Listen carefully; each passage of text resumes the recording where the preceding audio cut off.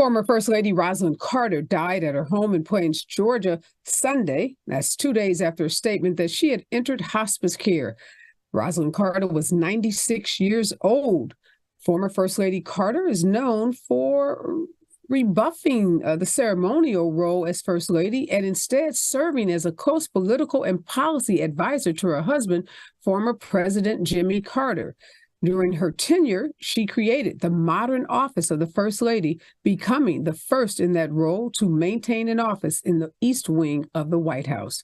And Republicans and Democrats alike are remembering Rosalynn Carter. And many former Trump aides say he should not be president. Among them are his former vice president, top military advisors, lawyers, some members of his cabinet, economic advisors, press officials, campaign aides, and the list goes on and on of those who say the Republicans need another candidate. Among the reasons for opposing a second Trump term, they cite the 91 criminal charges against him, his attempts to overturn the 2020 election, his false claims of election fraud, his incendiary rhetoric in office, and his desire to weaponize the Justice Department. Again, a pretty long list of reasons why Donald Trump should not be president or the GOP candidate. And in Israel, there's been a shift in the focus of its military campaign to southern Gaza, where it will likely face the hardest stage of the 6-week-old war as it seeks to crush Hamas and recover hostages amid a deepening humanitarian crisis. Israeli forces have largely succeeded in taking control of northern Gaza, but they have only partially destroyed Hamas's military capabilities and haven't captured or killed many of its top leaders. Now, according to Palestinian leaders, over 16,000 Palestinians have died during the 6-week-old war. And tech billionaire Elon Musk is facing a third day of backlash. We faced a third day of backlash on Friday from Jewish leaders, the White House, and media advertisers, including Disney and Apple, after he embraced an anti-Semitic conspiracy theory earlier last week. Now, this is the latest in a pattern of his echoing anti-Jewish bigotry going back years. Musk sparked the criticism with 6 words that he posted last Wednesday on X, the social media app he purchased a year ago. Responding to another user who had accused Jews of hating white people and who had expressed indifference to anti-Semitism, Elon Musk wrote, "You have said the actual truth." And 6 decades after Martin Luther King Jr. delivered his iconic I Have a Dream speech in front of an estimated 250,000 people on the steps of the Lincoln Memorial, a new Netflix film is shining a spotlight on one of the architects on the March on Washington.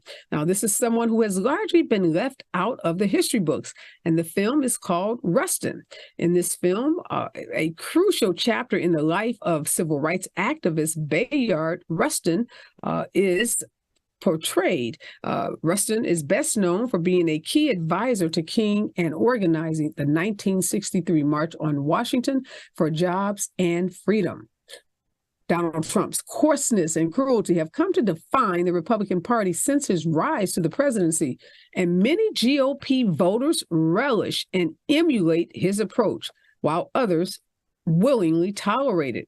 Offered the chance to support other presidential hopefuls who champion similar agenda items as Trump, but in a less abrasive package, Republicans are, for now, sticking with the former president, underscoring how his personality and shattering of behavioral norms have long been a major part of his appeal.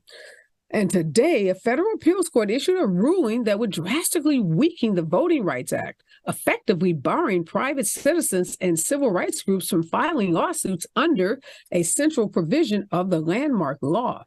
Now, this ruling made by the U.S. Court of Appeals for the 8th Circuit found that only the federal government could bring a legal challenge under Section 2 of the Voting Rights Act, a crucial part of the law that prohibits election or voting practices that discriminate against Americans based on race, that is. Now, you'll note that a Supreme Court ruling in June found that Alabama had drawn racially discriminatory maps, and that lawsuit that made its way to the Supreme Court was brought by a number of civil rights organizations. This is Areva Martin in real time, and I am your host, Areva Martin. This is your one-stop destination for today's trending news, expert analysis, and my unfiltered opinions. In this hour, I'm joined by two brilliant contributors. Chris Scott, he's the co-founder and president of Advance the Electorate, and that's a PAC. And also in this hour is Dr. Tyrone Howard. He's a professor of education at UCLA, and he hosts his own show right here on KBLA's on Saturdays and Sundays. It's called You Must Learn. You can check it out on Saturday mornings at 10 a.m. and again on Sunday afternoon at 12 noon. They're both going to help us break down and make sense of this very busy news day. And in hour two, you know that's the hour where we go deep and we dig behind those headlines and bring those stories that people are talking about, stories that have big impact, stories that make big, splashy headlines. Well, today we're talking about the narrative in America that women, yes, mostly women, must get married by a certain age, must have children by a certain age, and that those children born to two-parent households do better. Well, today we're going to explore what happens to that narrative when there are no options or very limited options for women to marry and to raise their children in the proverbial two-family household. I think you're going to be shocked to hear what experts have to say about the prospects and chances for most women of all races and ethnicities and all socioeconomic classes, what they say about marriage, the future of marriage, and really our children who are raised in two-family households, do they really do better? What does that mean? So make sure you stick around for hour two. But before I bring on my guest, here's what I'm thinking about in real time. So we all watched over the weekend, over last Friday, this explosive news that came out about P. Diddy being sued by the hip hop artist, the singer Cassie Ventura. And before we could really opine on it a great deal, the lawsuit was settled. In fact, the lawsuit was settled one day after we learned of it. One day after Cassie Ventura accused P. Diddy of rape and assault, we learned that there had been a settlement of this matter, and the details of that settlement were not going to be disclosed to the public. Now, that didn't stop folks on social media from opining about whether the allegations in this explosive lawsuit were true, what was the likely outcome of this settlement, and where does this leave all of these really serious allegations made in Miss Ventura's lawsuit. So I just want to break down for folks, because I've had people hitting me up on social asking me to explain what happened. If, I'm not the lawyer, wasn't involved in representing either of these parties, but I've been doing these kinds of cases for a long time. So I can pretty much surmise what happened. This is or was a civil lawsuit. So nobody was going to jail, at least not based on this action filed by Cassie Ventura. So it was a civil lawsuit filed in a civil court in New York, because New York has opened up its statute of limitations that allows individuals who are the victims of sexual assault and rape to file claims even if the actions occurred decades ago. You can remember E. Jean Carroll, who sued Donald Trump and won $5 million for an assault that she said happened almost 30 years ago. So even though many of the allegations in Cassie Ventura's lawsuit happened years ago, New York believed that it was important to allow victims to have another opportunity to file these claims. So there was a window of opportunity open for victims, and Cassie Ventura had until December of this year to file her civil lawsuit in order to take advantage of this open window in the state of New York. Now, in this lawsuit, if you had a chance to read it, there were copies of it that were actually posted online. It was really, really heartbreaking. The allegations were that Diddy enticed Cassie at the age of 19 when he was 37 years old, that he enticed her into a drug-fueled lifestyle, initiated a romantic relationship within a couple of years of them meeting back in 2005 or 2006, when he actually signed her to his record label. She went on to say that he used his power and influence during their business and sexual relationship. And then when she tried to break it off in 2018, he actually broke into her home and raped her.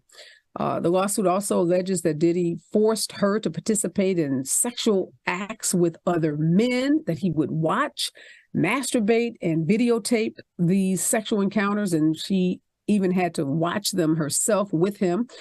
It accuses him of brutally beating her at times, kicking her in the face, blacking her eye, forcing her to go stay in a hotel so that she could heal. So again, just every imaginable outrageous kind of conduct that you can imagine with a man towards a woman is pretty much alleged, or was alleged, in this lawsuit. Allegations by Diddy's team that Cassie was trying to extort $30 million from him, and had been doing so for over about a 6-month period. Her lawyer responded to that and said, to the contrary, absolutely not, that Diddy's team was trying to pay her $30 million to not move forward with this lawsuit. So allegations flying both ways. And obviously, since there will not be a trial of law, no one will be stepping into a courtroom, raising their hands on a stack of Bibles, swearing to tell the truth. We won't necessarily know which of the allegations are true, i.e. those that are in the lawsuit and the allegations about who was trying to get who to pay what money. But we do know this. We do know that settlement of civil lawsuits are not admissions of guilt, and oftentimes people settle lawsuits for lots of reasons. But we also know that someone as powerful and as rich as P. Diddy, not only his music, but his deal with Ciroc, some say he's a billionaire, definitely someone who's very, very wealthy. These kinds of allegations can be the demise of his empire, his music empire, his label, his brand, his relationship to big brands like Ciroc and others. So we know he had a lot riding on this, and there would be every incentive in the world for him to try to shut this down. And, my lawyer friends and I say every incentive in the world for this to have never become a public document in the first place. So I can tell you, based on my years of experience, there was a lot of motivation for Diddy and his team to settle this, get a non-disclosure agreement in the settlement agreement, which is clearly what happened, because we don't know how much money was paid. My guess is it was probably a lot more than that $30 million that we've heard about, because again, these kinds of allegations can not only ruin Diddy's reputation and his brand and therefore impact his bottom line, but some of these allegations could clearly lead to an investigation by law enforcement, and there could be potentially some kind of criminal charges. Now, we've heard the New York PD come out and say they weren't investigating something. I don't know if that means there are no investigations ever, or they were just responding to some particular statements about investigations. But what we do know at the end is that Cassie Ventura found her voice. And she, like so many other women who've been victims of sexual assault and sexual violence, oftentimes repress it, oftentimes go years before they talk about it, before they do anything about it, i.e. file a lawsuit or go into a local police station and file a police report.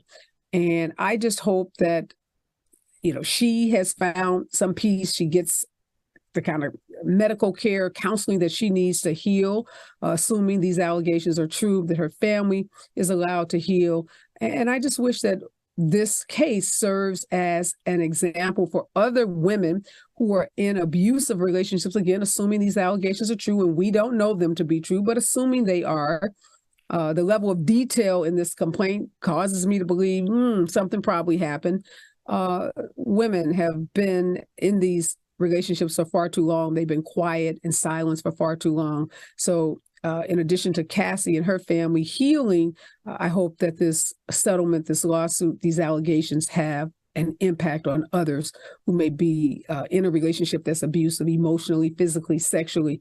There's help, and there are ways for you to get out of those relationships and to heal.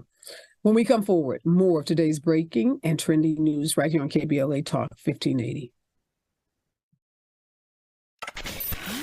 We've got a lot to talk about.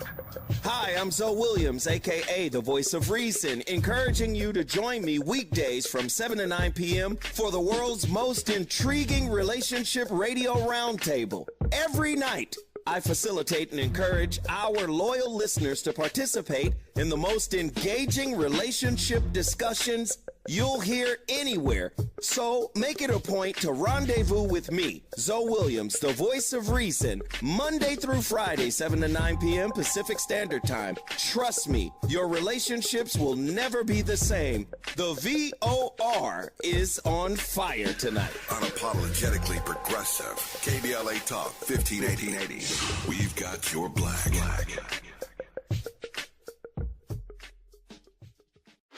Here comes the brand new flavor in your head. Race, social justice, sports, politics, art, music, culture. We do it all on the D.L. Hughley Afternoon Show. If you're not tuning in, then you are definitely missing out. It's the D.L. Hughley Afternoon Show weekdays from 2 to 4 only on unapologetically progressive KBLA Talk 1580. Like a brand new flavor in your head. Yeah. We boldly go where no man has gone before. Boldly taking talk radio where it has never gone before. New vistas, new voices, new views, new visions, new victories. We're KBLA Talk 1580, and we're taking public media black.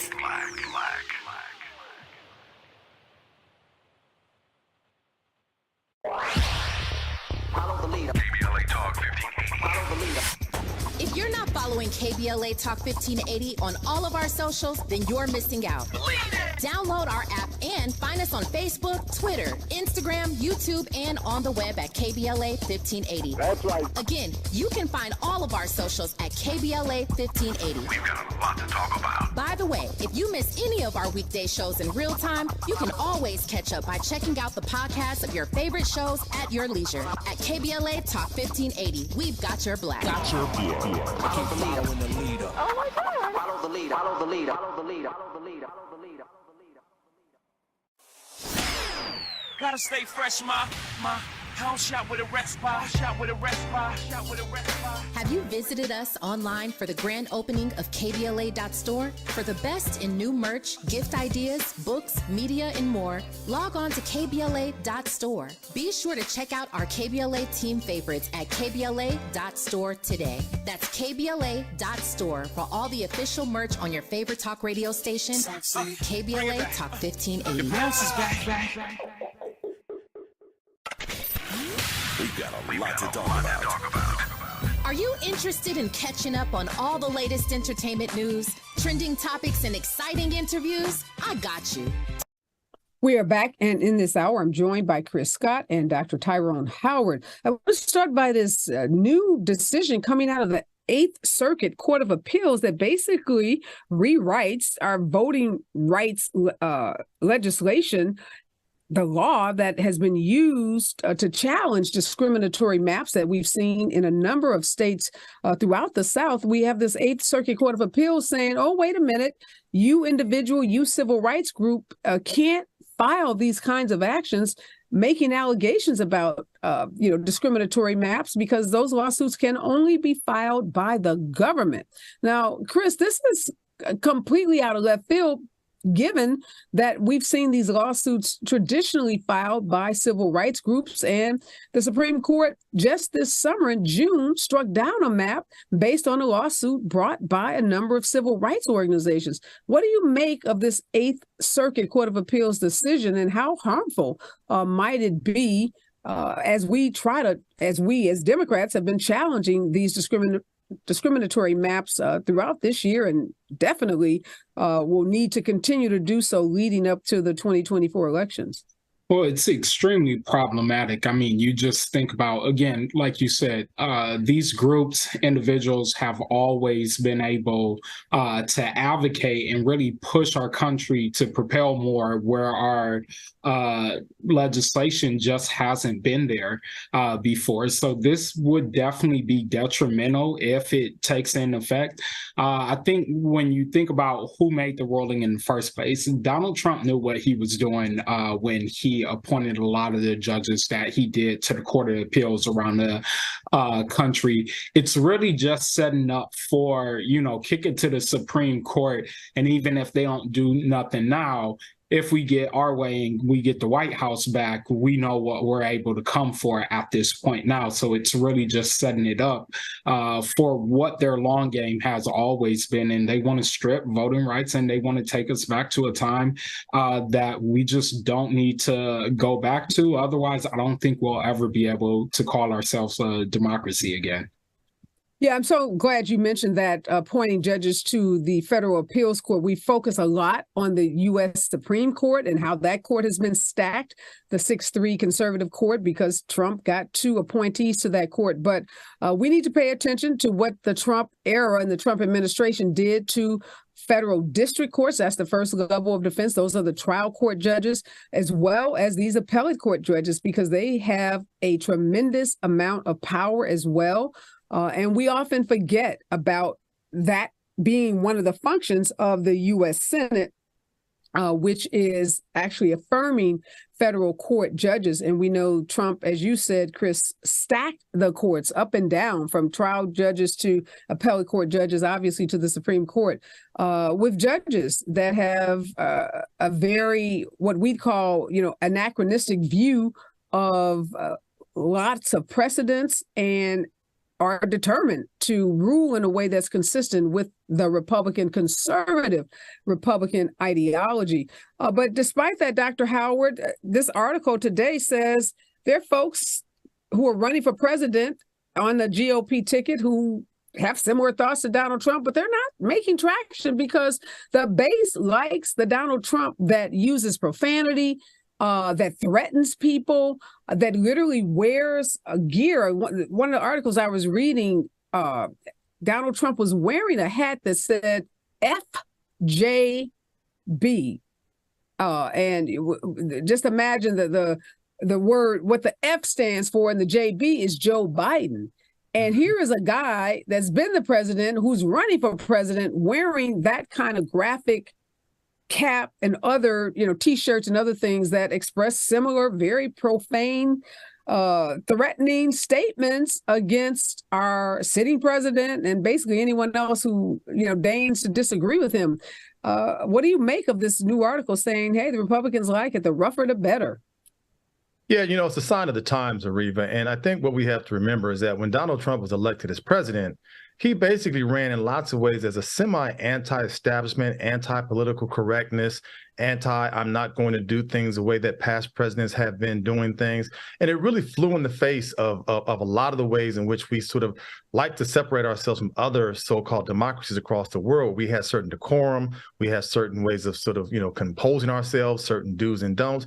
And Donald Trump has basically given a green light, as we all know, to misogyny, to racism, sexism, xenophobia, you name it, the crudeness that he has made sort of part of his calling card. And the sad part is there is about a 30, 35, some might even say 40% of the Republican Party that falls right in sync with that. And that's disturbing to me, because at the end of the day, you may not agree with our politics. You may not agree with where we stand on the issues, but there's supposed to be a certain level of respect and decency and just basic sort of humanity that we afford to each other that Donald Trump seems to have let just fly out the window. So that's what sort of is disturbing to me, because once you start with verbal assaults and verbal insults, you're on a fast track to violence, hence January 6th. And that's why I think we not just January 6th, Professor Howard, last week, the senator, challenging the labor leader to a duel and, getting in, someone's face in the Senate. So we've seen lawmakers taking on those characteristics that, again, in places and spaces that would have been just unthought of to have that kind of violence. Yeah, totally unthinkable. That's not who we are as a civilized society. As a democratic society, you're supposed to be able to agree to disagree with a certain level of decorum and decency and just general sort of, stewardship. And I think we have to remember, we have young people, children who are watching us to see how do our adults, how do our elected leaders conduct themselves?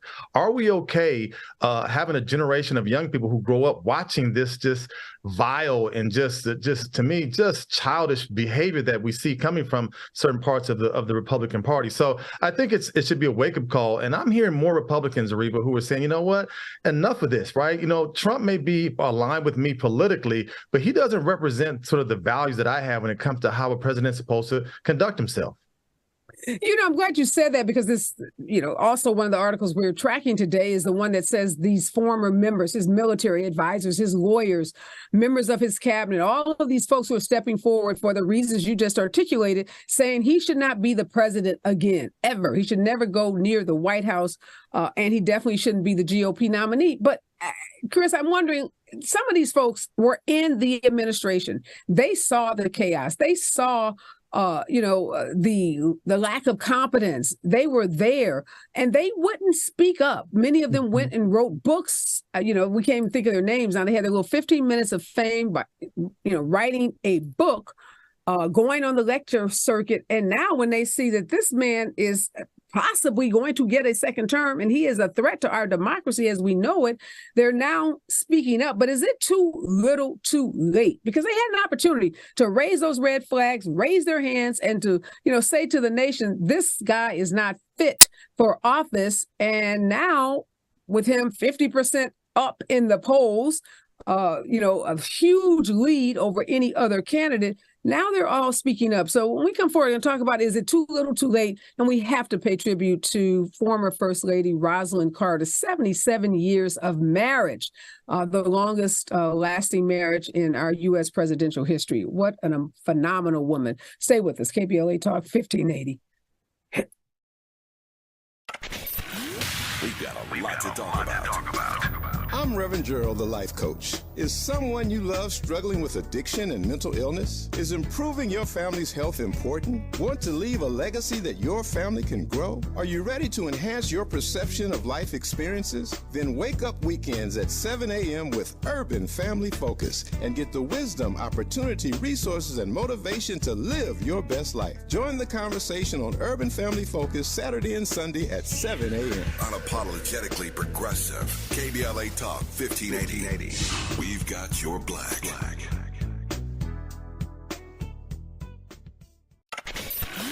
We've got a lot to talk about. Race, culture wars, political turf battles, criminal justice and injustice, the courts. These are the conversations you won't hear elsewhere. My guests are leading journalists, celebrities, and sports figures, elected leaders, and influencers. They aren't afraid to get into it and say the quiet part out loud. With Areva Martin in real time, your commute just became the most engaging part of your day. Tune in weekdays from 4 p.m. to 6 p.m. or find us on YouTube. Areva Martin in real time, when you want it straight, no chaser. Unapologetically progressive. KBLA Talk 1580. We've got your black. We've got a lot to talk about. Hi, I'm Zoe Williams, a.k.a. the voice of reason, encouraging you to join me weekdays from 7 to 9 p.m. for the world's most intriguing relationship radio roundtable. Every night, I facilitate and encourage our loyal listeners to participate in the most engaging relationship discussions you'll hear anywhere. So make it a point to rendezvous with me, Zoe Williams, the voice of reason, Monday through Friday, 7 to 9 p.m. Pacific Standard Time. Trust me, your relationships will never be the same. The VOR is on fire tonight. Unapologetically progressive. KBLA Talk 1580. We've got your black.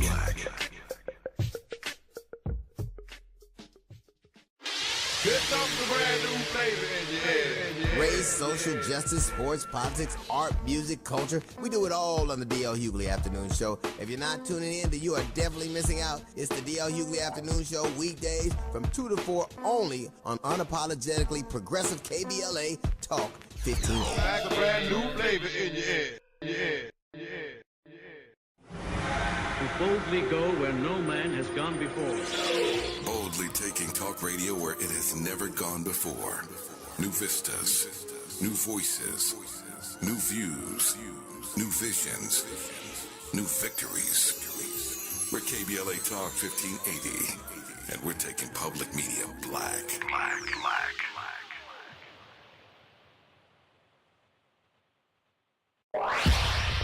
Follow the leader. KBLA Talk 1580. Follow the leader. If you're not following KBLA Talk 1580 on all of our socials, then you're missing out.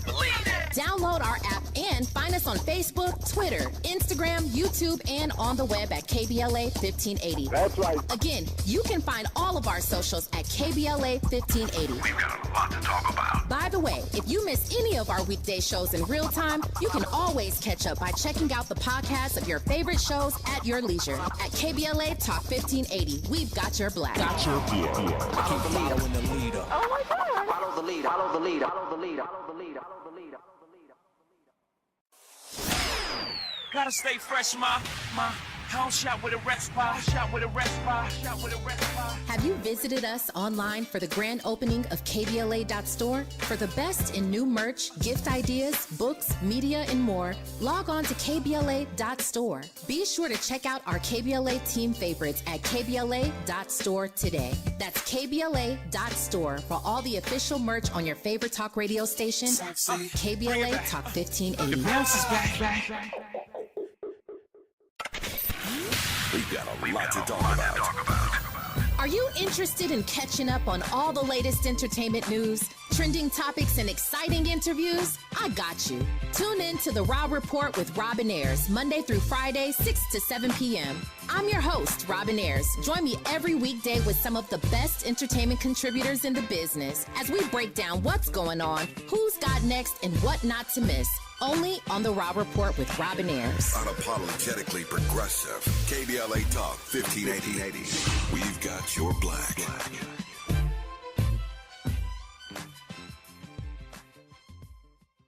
There's a new sheriff in town. All right, I'm Dr. Nicordelai Corte, and starting September 18th, I couldn't be more thrilled than invite you to join us for the launch of A More Perfect Union, weekdays right here on KBLA Talk 1580, weekdays from 1 to 2 p.m. Pacific Time, that's 4 to 5 p.m. Eastern. A More Perfect Union promises to deliver national news of consequence, informed opinion, and analysis beyond the headlines. As KBLA Talk 1580's chief national political analyst, every day you can expect your daily dose of political news of consequence. If you're looking to be engaged, enlightened, and empowered to be a part of the solution to issues related to national politics, elections, identity, culture change, and social justice, A More Perfect Union was designed for you. This daily political affairs show will feature notable journalists, industry leaders, lawmakers, change makers, tastemakers, and ordinary people motivated to do their part to reach beyond today's divisions, to make sense out of news of the day. We are back, and in this hour, I'm joined by Dr. Tyrone Howard. You can hear him on KBLA every Saturday mornings at 10 a.m. and on Sundays again at noon. Also, Chris Scott is with us. He is a Democratic strategist, and he is the co-founder and president of a PAC called Advance the Electorate that is out there helping Democrats get elected. And boy, do we need your help. We're going to talk about some of these recent polls in a minute, but I have to take this moment, Dr. Howard, and pay tribute to our former First Lady, Rosalynn Carter. When you think about a First Lady that has had a huge impact, not only on the nation, but on the office, Rosalynn Carter's name should come to mind because she revolutionized the whole office of the First Lady, making it a really substantive position, being an advisor to the former President Jimmy Carter, not just a ceremonial role. She and former President Carter were married for 77 years. He went into hospice, and we were thinking maybe he would pass away, and then she goes into hospice and dies actually yesterday before President Carter, who is still, as far as we know, thriving, doing okay in his hospice care. But talk to us about what Rosalynn Carter means to the nation. Yeah, it's sad passing. I think about a handful of former First Ladies who really helped to redefine the way we think about the office of First Lady. I think about Eleanor Roosevelt. I think about Michelle Obama. I think about Hillary Rodham Clinton. And I also think about Rosalynn Carter, She was a close aide, perhaps the closest aide to her husband, former President Jimmy Carter. And what's also important to note about former First Lady Rosalynn Carter, Areva, is that she championed something that we still grapple with today, which is the topic of mental health. And she tackled it way before it was in vogue, way before it was popular. And she talked about the way that we had to come to grips with the persistence and the seriousness and the funding, medical funding and supports around mental health. And she was a pioneer in that regard. I mean, this was a time where the country was not really comfortable talking about mental health. We didn't want to acknowledge mental health. And lots of insurance companies would not even offer subsidies or support for individuals who had mental health. So it's a big loss. I hope folks who are not familiar with Rosalynn Carter and her legacy will take the time to read out how much she really helped to move the office of the First Lady in ways that I think so many of the women who are in that position and future men perhaps can think about that role in years to come. Yeah, Chris, and you're right, Professor Howard. She really focused on mental health issues and made that a big part of her platform and the work that she did for the 4 years she was First Lady. And it was at a time when we weren't thinking a whole lot about mental health issues. Chris, I've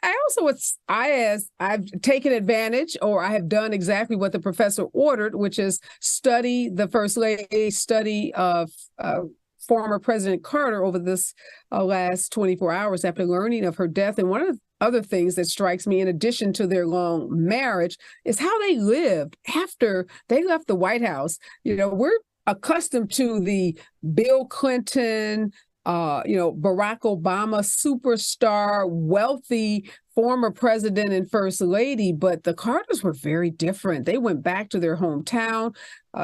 They were basically broke. They didn't mind being broke. And people would ask Jimmy Carter all the time, how come he wouldn't go out on a circuit and, make those big fees speaking? He said he never wanted to be rich and he liked his simple life. They walked several miles to dinner to different friends' homes, and they just led a very productive life, got involved with Habitat for Humanity and so many other charities. And in some ways, he was more popular out of office, or the two of them as a couple, than they were in office. What are you thinking in this moment as we are preparing to lay to rest our former First Lady?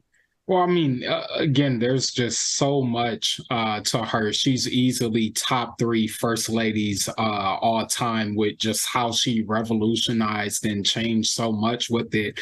I think one of the things I admire the most of her is really how much of a ferocious campaigner she was for her husband. And I think people sleep on that fact of not only did she do so much to get President Carter elected, but then the issues that she championed between mental health, the Equal Rights Amendment. She was just down home ferocious. And then, having that modest living that they went back to, it's kind of refreshing at the end of the day. They focused on their own community and they said, look, for the time that we gave to y'all took everything, we gave everything. Look, let us have what we want in our grace and retire the way we want to. And so you got to respect it as well, too. And I think that's why they were so popular afterwards, was they still did things their way. And, the office of the president is complex at the end of the day. And so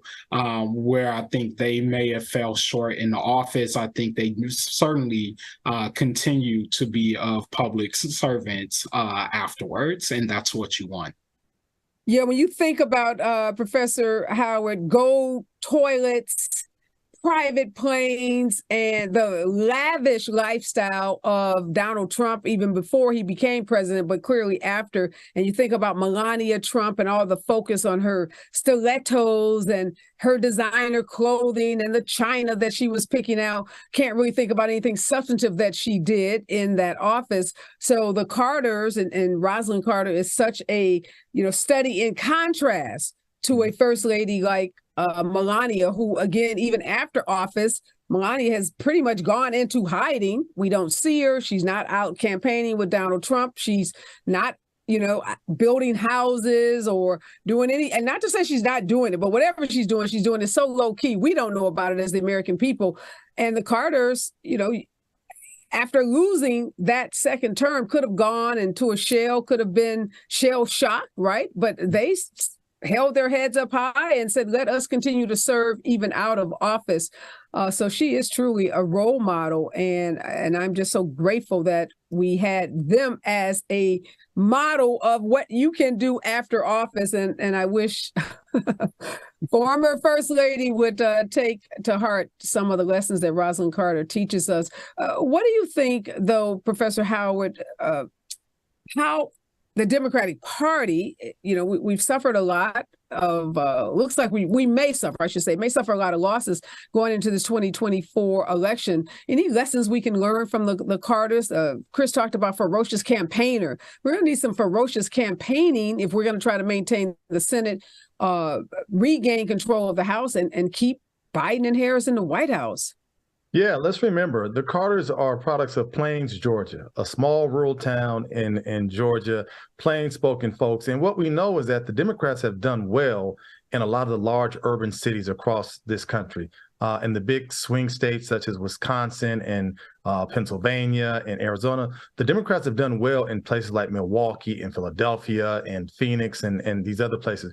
Where they've lost ground, or where we've lost ground, I should say, has been in those small rural towns, where in many ways, a lot of those folks, like the Carters or of that ilk, have felt a little bit out of touch with the Democratic Party. So I think we can learn a lot from the Carters in terms of they were not about this rancor and this, like I said, this vile way of doing things that we see happening with former President Trump. They were about treating people in their community with the utmost humility and grace. They worked with Habitat Humanity in terms of building infrastructure around just creating a way of life that was simple, that really worked for folks in particular communities across this country. I think that we've got to begin to recapture that formula and say, how do we go back into those into that black belt throughout the southern and southeastern parts of this country and begin to sort of revisit or resurrect those down home values that the Republicans once championed, that they were big advocates of, but they seem to have lost their way. And I think the Carters help remind us of that. In many ways, I'll say this, Areva, that the Carters were the anti-Trumps. When you think about the fact that 77 years, as you mentioned,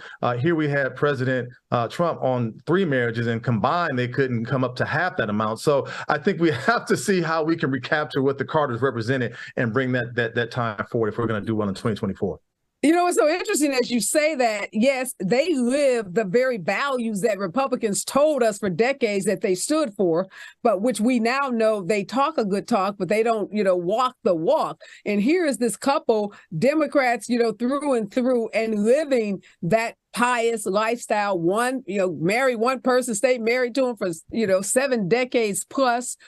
Serve your church. They were very religious people. They served their church, serve your neighbors, low drama, all the things, again, that Republicans have fed to us as we know now a false narrative about what they believe in, because they've traded all of that for rancor, for profanity, for just this is kind of violent, vile conduct that we've talked about so often on this show. So again, rest in power, Rosalynn Carter. You set the bar high, and we have had some first ladies, i.e. Michelle Obama, who definitely have lived up to those standards. And we hope that others who are so fortunate enough to be in that position will also use former First Lady Carter as a role model. When we come forward, we got to talk about this shift in the military campaign that's happening in Gaza, because it doesn't seem like there's an end in sight to this war. And hour 2, and talk about the marriage myth and busting that myth and what it means for women, single women, and the raising of children, right here on KBLA Talk 1580. We've got a lot to talk about. Race, culture wars, political turf battles, criminal justice and injustice, the courts. These are the conversations you won't hear elsewhere. My guests are leading journalists, celebrities, and sports figures, elected leaders, and influencers. They aren't afraid to get into it and say the quiet part out loud. With Areva Martin in real time, your commute just became the most engaging part of your day. Tune in weekdays from 4 p.m. to 6 p.m. or find us on YouTube. Areva Martin in real time, when you want it straight, no chaser. Unapologetically progressive. KBLA Talk 1580. We've got your black. We've got a lot to talk about.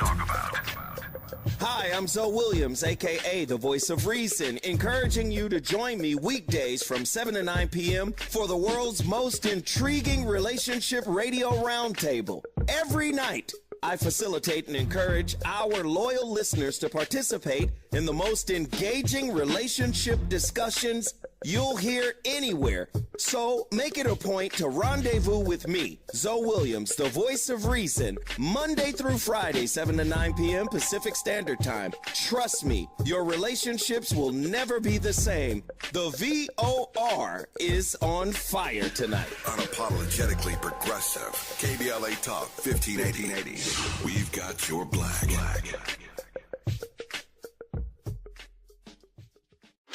Here comes the brand new flavor in your head. Race, social justice, sports, politics, art, music, culture. We do it all on the D.L. Hughley Afternoon Show. If you're not tuning in, then you are definitely missing out. It's the D.L. Hughley Afternoon Show weekdays from 2 to 4 only on unapologetically progressive KBLA Talk 1580. Like a brand new flavor in your head.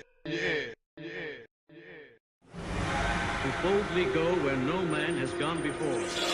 Boldly taking talk radio where it has never gone before.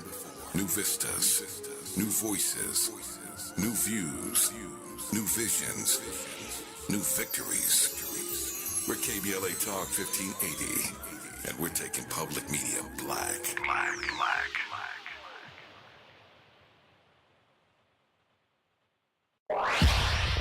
Follow the leader. KBLA Talk 1580. Follow the leader. If you're not following KBLA Talk 1580 on all of our socials, then you're missing out.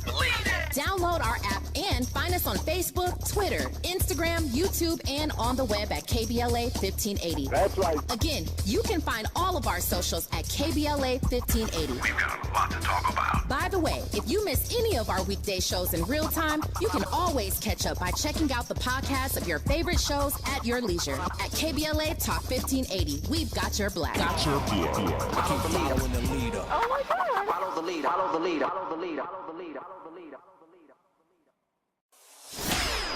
Gotta stay fresh, my house shot with a rest bar, shot with a rest bar, shot with a rest bar. Have you visited us online for the grand opening of KBLA.store? For the best in new merch, gift ideas, books, media, and more, log on to KBLA.store. Be sure to check. Chris, it looks like the 6-week war that's happening between the Israelis and Hamas is not occupying the media in the way that it was obviously 5 weeks ago or right after it happened, which is kind of what happens in news cycles. But we know it's going to have a lasting impact, and how the Biden administration responds to this crisis or continues to respond is going to impact our elections.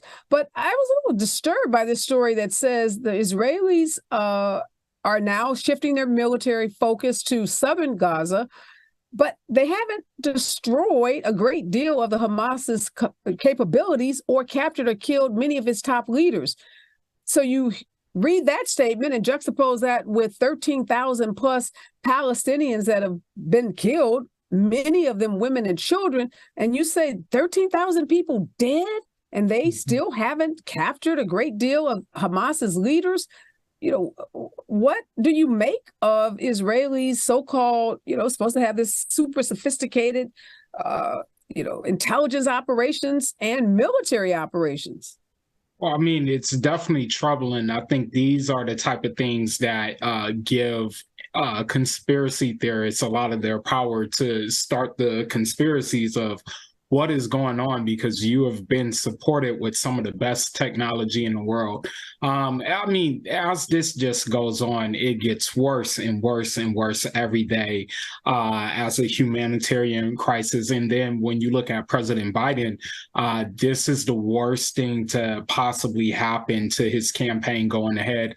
You think about how all the headlines were focused on the Republicans and Donald Trump's indictments, and his response response has not gone well with his base at all. I think it was a complete miscalculation of wanting to jump out early because, yes, you have an ally, but not thinking of the consequences for your own political future because we're seeing how it's damaging him in the polls in a place like Michigan that has a large Muslim population. We see how he's polling now with younger folks. And so there's just so many complexities, but you gotta hope Israel, I don't even know what to say at this point, but this is looking more like an occupation than an actual, reprimand on injustice that was initially launched. Yeah, Professor Howard, I think the Democrats in general are concerned about this war and continuing deepening humanitarian crisis. I'm not sure I agree with Chris about Biden's initial response because Israel is our most significant ally in that region. So the response initially, I think, was the appropriate response. But now, 6 weeks in, I wonder if we need to be reevaluating that response because it doesn't appear that Israel itself has a very focused plan to, as it says, eradicate Hamas without the murdering of tens of thousands of Palestinians, many of whom we know are completely innocent victims. The bombing of this hospital, we've seen these premature babies that have had to be evacuated. Now, like 1.6 million people, they say, have been displaced in Gaza since Hamas launched the brutal attack on Israel. And is there an end in sight? And what is the best strategy for Joe Biden at this point, given the delicate nature of this and our close allegiance and alliance to Israel? Yeah, I think the close alliance with Israel, we all understand. But I think Chris is onto something. I think that in the aftermath of October 7th, I thought that the president's response for an ally that incurred that attack was warranted. He had to do that. But I think here we are 6-7 weeks past that. And the manner in which we've seen, at some counts, say 15,000 lives have lost, the overwhelming number of which are civilians. And it appears as if the U.S. has given Israel a blank check to say, we will continue to send you millions, hundreds of millions of dollars to really engage in some horrific crimes that history will look back and say, why were we not more contingency oriented in terms of saying that, until there were certain kinds of humanitarian aid, medical resources, food, water, this is when the images come out every night of what's happening there, it is hard to stomach, Areva. It is, because, and to your earlier point, and to think that there have only been, by some accounts, only about 100 hostages, 100 of Hamas's individuals. So that ratio just does not sit well when you think. So we'll lose 15,000 innocent lives in order to capture 100 so-called terrorists. I think the president's got to begin to put some greater contingencies on whatever support comes from the United States to say that ceasefires and aid have to be priorities, and there won't be any additional funding until there's some real clarity about a strategy and a plan and a timeline. Okay, and there are many that will agree with you, Professor Howard, but Chris, the backlash from Jewish leaders across this country has been fierce, and we've watched people lose their jobs. We've watched students get job offers retracted. We've seen, big celebrities go in on the president. We've seen so much division. And now Elon Musk, who's retweeting or responding to this anti-Semitic comment on X, formerly known as Twitter, is losing major advertisers. So there is a price to be paid in this country when you say something or suggest that you are going to do something that would be, opposite of what Netanyahu says is the best course forward for Israel. Yeah, I'll go one further. You just had AIPAC announce, I think they're spending over $100 million to go after the squad and the squad adjacent members in Congress who we know have been very vocal. So, yeah, there's a price to pay to a lot of this. And, for President Biden, it's catch-22 situation. Either way, I don't think he is positioned well to speak on this matter. I think it goes back to what we talked about a couple of weeks ago in President Obama's response. But, isn't that part of the benefit of no longer being the commander in chief? But I think if anything, Biden should take a page out that book of ease up the rhetoric in a little bit. Again, nobody is faulting you for standing up for your ally. We know you have to do that, but you singularly just seeming like you're only hearing one thing and you can't hear anything else, that dogmatic viewpoint, that is how he is coming across to a lot of the members of his base. And so they're going to have to clean this up. This isn't just a political issue on the campaign trail. Policy-wise, it is also an issue for you. And there's a lot at stake, I think, even going forward when you look at between this, how we handle Ukraine. And I think this has kind of been the Achilles heel of the Biden administration, even when you look at the initial response to Roe being overturned and them sitting on it a while before they had what most public deemed the appropriate response. So he's just got to get quicker with that and more congruent in listening to what's going on around him. So you juxtapose that and all valid points, Chris, but Tyrone, Dr. Howard, we have a brief period of time left, but Donald Trump says he's going to impose a Muslim ban. He's going to get Muslim students off college campuses. He's going to make life hell for Palestinians and Muslims. So is that the choice? Joe Biden, who's supporting Israel, and Donald Trump, who's saying under my presidency, Muslims are going to pay a huge price. So this is the complexity of the situation. I mean, both the options have some significant downsides to them, and so I think that the President Biden is going to have to walk a fine line to retune and retool his message to try to help folks understand his strategy of what he's doing in terms of supporting Israel, but also being mindful of the humanitarian issues of what are happening in Gaza at this point. And we know that Donald Trump is highly aligned with Benjamin Netanyahu. So if he becomes president, you talk about a blank check, Chris, that's going to be a big, much bigger blank check, because we know he's a racist and he has made racist statements against Palestinians and Muslims. And he is fully aligned with the extremist politics of the current Israeli prime minister. So that would be even a bigger disaster for those folks who are worried about those images that we watch every night on our television. We are out of time. Thank you so much, Chris Scott. Always a pleasure to be in space and places with you as well. Thank you, Dr. Tyrone Howard. Make sure you check him out here on KBLA every Saturday at 10 a.m. and Sundays at 12 noon when we come forward. We're going to talk about this marriage myth that women need to get married, have kids, and raise those kids in a two-family household and do it all by 30. Stay with us. KBLA Talk 1580. We've got a lot to talk about. Hi, I'm Ray Richardson, your sports connection here at KBLA Talk 1580. Join me and my co-host Neil Scarborough every Saturday night at 7 for Out of Bounds, the show that brings some flavor to the world of sports for 60 minutes. We take you beyond the scores and press conferences. We give you our point of view, the way black folks see what's going down. You can join the conversation and give us your analysis at 1-800-920-1580.